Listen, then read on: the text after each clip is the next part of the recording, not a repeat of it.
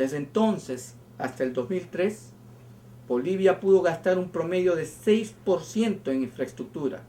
lo que permitió casi 18 años de estabilidad política, el más largo de la historia republicana de ese país, con un crecimiento económico modesto, es cierto,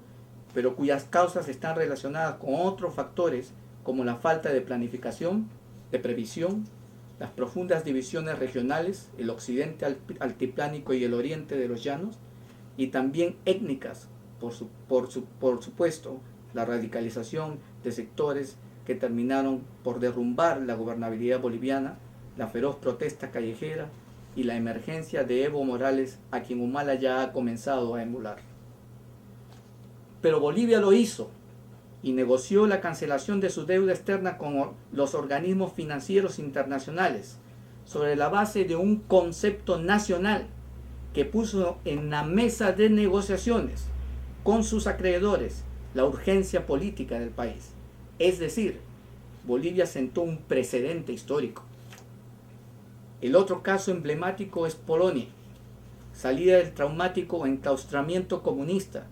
y en la necesidad de enfrentar duras y sustanciales reformas económicas que podrían afectar su gobernabilidad y su naciente democracia. Polonia privilegió también su estabilidad política atendiendo al interés nacional. Para la administración de ese país europeo era muy claro, dice Sachs, que las ganancias de esas reformas tenían que acumularse para el pueblo polaco, no para los acreedores internacionales de Polonia. Blandiendo el London Agreement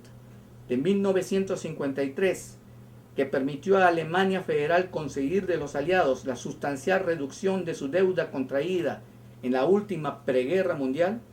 la nueva administración polaca abrió con sólidos argumentos su estrategia negociada de cancelación de deuda externa, que terminó con la cancelación del 57% de esa obligación, alrededor de 15 billones de dólares. Lo demás es historia conocida. Polonia alcanzó un importante progreso que en el 2002 se tradujo en un aumento hasta del 50% en términos per cápita en comparación a 1990, la más exitosa experiencia entre los países postcomunistas de Europa del Este. Y en el 2004, Polonia pasó a ser parte de la Comunidad Económica Europea. El caso peruano también tiene argumentos para plantear una estrategia negociada de reducción o cancelación de la deuda externa. En primer término, la conservación de los pocos logros macroeconómicos alcanzados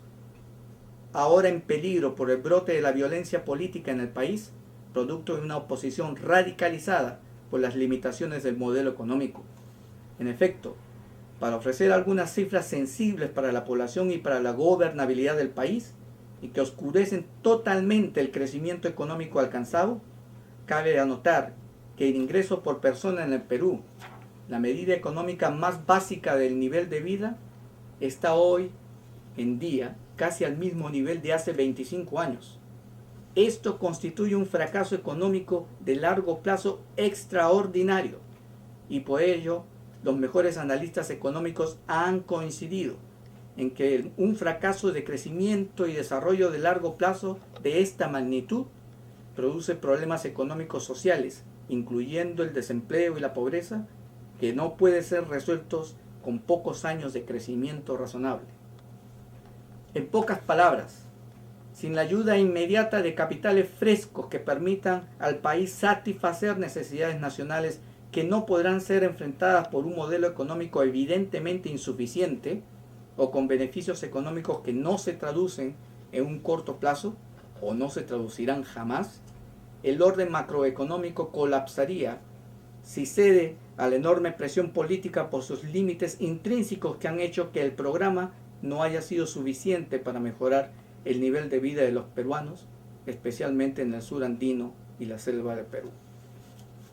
En segundo término, tenemos las proyecciones para el próximo año de los precios de nuestros minerales en el mercado internacional, que marcarían una primera desaceleración de los precios del plomo y el estaño, anunciadas por el Banco Mundial. Aunque la alarma no es tan grande, puesto que el plomo y el estaño son componentes menos significativos que el oro, el cobre y el zinc en la producción minera del país. Este indicador es una muestra más de la fragilidad de los precios internacionales de los minerales. La demanda de cobre, por ejemplo, está dependiendo directamente de las existencias de ese mineral en China. El sector minero representa la mayor parte del incremento de ingresos y exportaciones desde el 2001 y ha crecido a la cifra de 682% con respecto al 2005. Pero el aumento en los ingresos del sector minero no obedeció a un incremento en la producción, sino al aumento de los precios de nuestros minerales en los mercados internacionales. Contra esas cifras condicionadas por factores netamente externos, se alza un dato alarmante: la desaceleración del crecimiento de las exportaciones. Si vemos las cifras, la contribución de las exportaciones al PBI ha caído de 58.7% en el 2005 a 46.1% en el 2006 y a 32.8% en el primer trimestre de este año, produciendo una situación deficitaria en términos reales de la balanza de pagos durante el año 2006. En el caso de una constante desaceleración de las exportaciones, la inversión privada, aunque haya crecido a tasas cercanas al 20%, no será suficiente para sustentar el crecimiento del PBI, como lo demuestra lo ocurrido en los años 1986 y 1987, en los que se registró un aumento mayor que de la inversión privada de 38.8% y 27.7% respectivamente. En tercer lugar, figura los límites inmediatos de los acuerdos comerciales con los Estados Unidos en términos de ampliación de mercados y divisas. El Perú deberá competir en condiciones totalmente dispares contra dos gigantes, China